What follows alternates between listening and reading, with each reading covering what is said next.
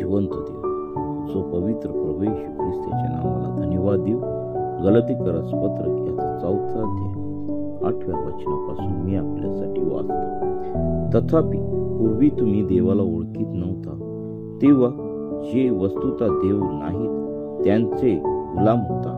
पण आता तुम्ही देवाला ओळखता, किंबहुना देवाने तुमची ओळख करून घेतली आहे. तर मग दुर्बळ व निसत्व अशा प्राथमिक शिक्षणाकडे पुन्हा कसे वळता? त्याचे गुलाम पुन्हा नव्याने होण्याची इच्छा कशी करिता? वार, महिने, सणाचे काळ व वर्ष ही तुम्ही पाळता.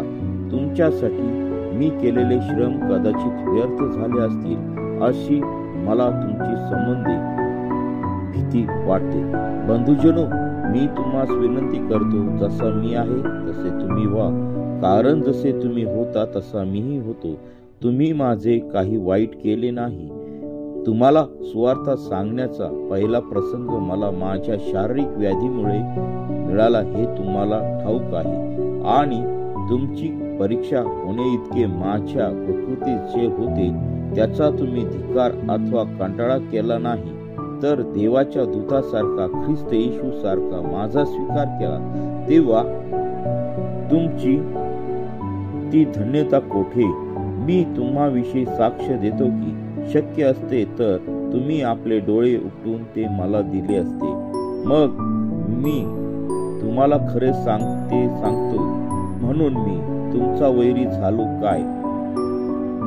ते लोक तुम्हास मिळून घेण्याची खटपट करीतात, पण ती शुद्ध हेतूने नव्हे, तर तुम्ही त्यांना मिळून घेण्याची खटपट करावी म्हणून ते तुम्हाला वेगळे ठेवू पाहतात. तुम्हाला योग्य बाबतीत मिळून घेण्याची सर्वदा खटपट करावी हे चांगले आहे.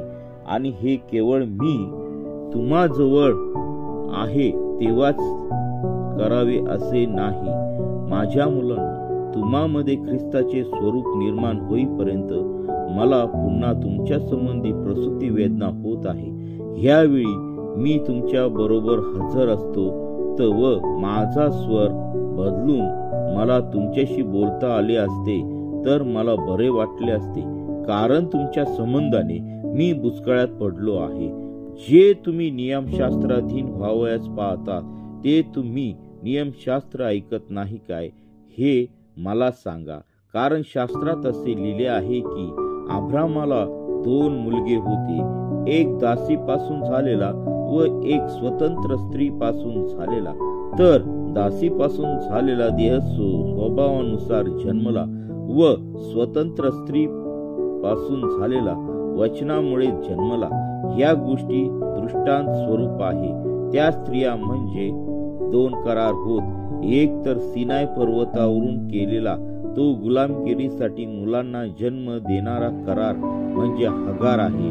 हगार ही अरबस्थानातील सिनाय पर्वत होय आणि ती हल्लीच्या येरुशलेमेच्या जोडीची आहे. ती आपल्या मुलाबाळांसह गुलामगिरीत आहे. वर बसलेली येरुशलेम स्वतंत्र असून ती आपली माता आहे असे शास्त्रात असे लिहिले आहे. आगे वंदे, तुला मूल होत नसले तरी आनंदित हो. ज्या तुला प्रसूत वेदना होत नाही ती तू आनंदाने जयघोष कर.